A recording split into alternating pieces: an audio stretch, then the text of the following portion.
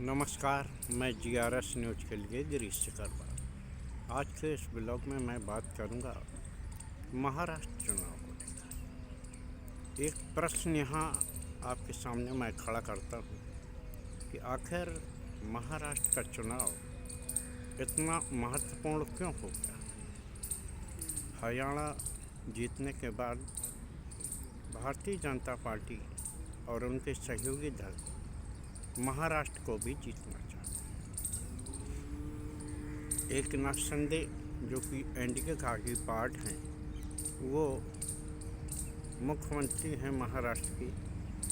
लेकिन अब की बार भारतीय जनता पार्टी और अजीत पवार भी न सिर्फ ये चाहते हैं कि महाराष्ट्र में न सिर्फ उनकी सरकार बने, बल्कि सरकार में उनका दबदबा भी कायम रहे। और एकनाथ शिंदे ये चाहते हैं कि वो दोबारा एन कैन प्रकार में मुख्यमंत्री बने। इसके लिए उन्होंने लगातार ज़्यादा सीटों की मांग की, लेकिन भारतीय जनता पार्टी ने उनकी कोई मांग को नहीं माना।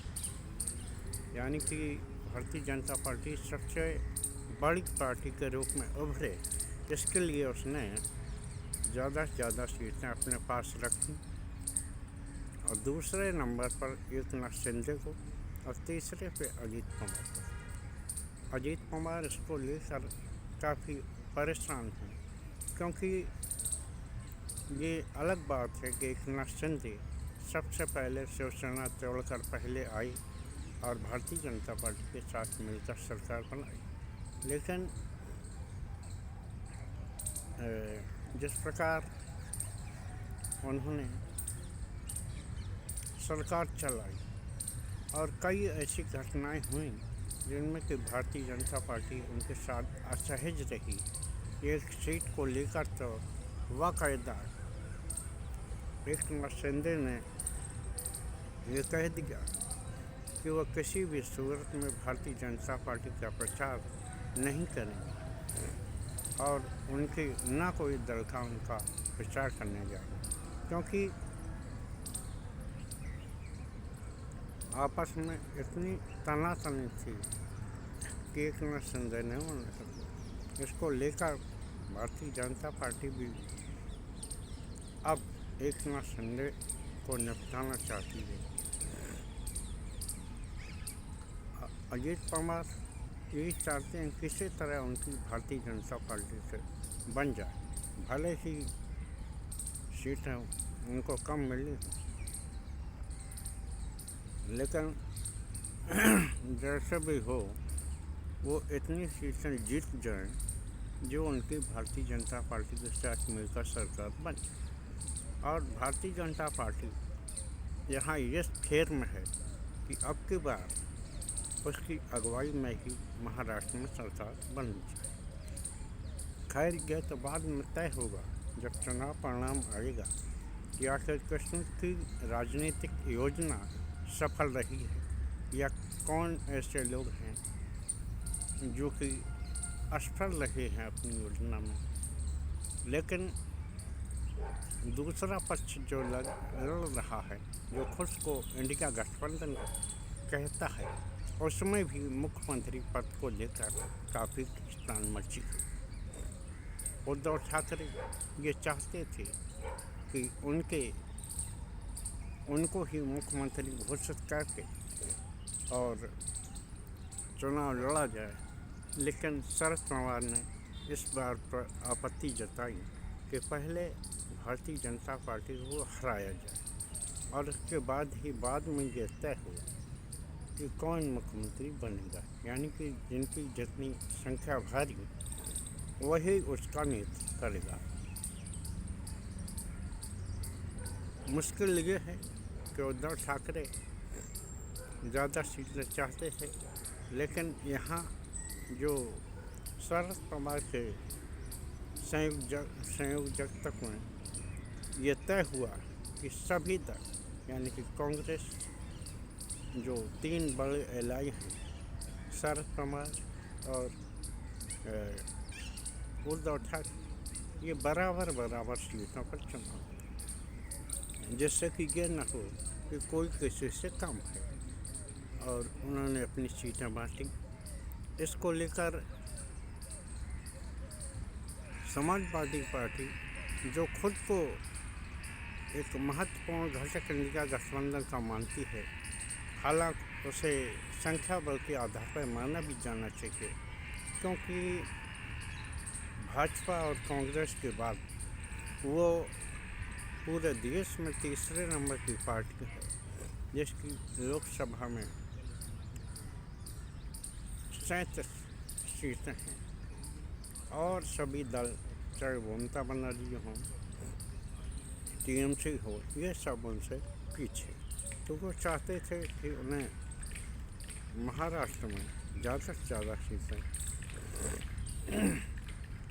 मिल जाएं, लेकिन महाराष्ट्र में इस तरह का वातावरण बना कि उन्हें केवल जो 2 विधायक हैं वहाँ, तो वो सीटें ही देने को तैयार हुई। और इधर सपा ने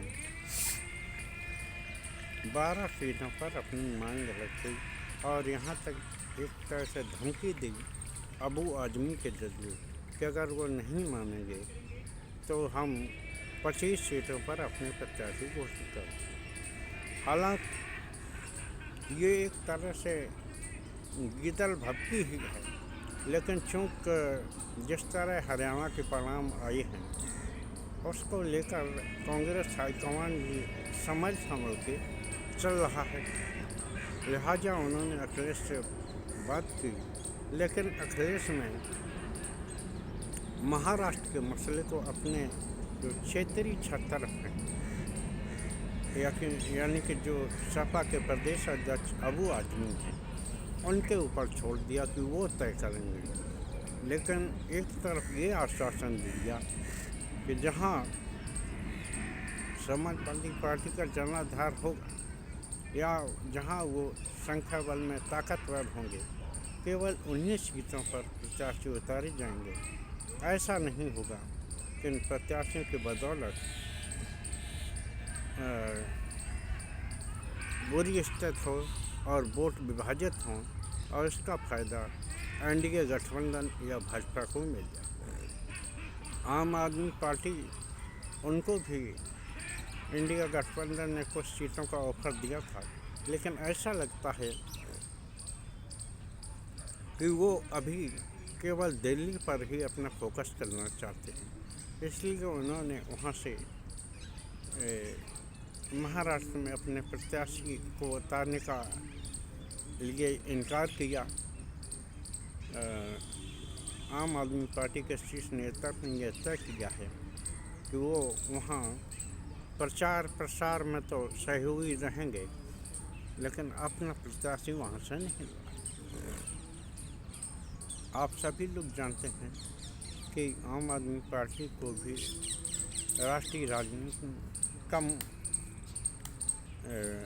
शौक नहीं है कि वो, और सबको खैर होना भी चाहिए अपना दल का विस्तार कैसे हो और किस तरह से वो अपने दलों का विस्तार करे। अगर कोई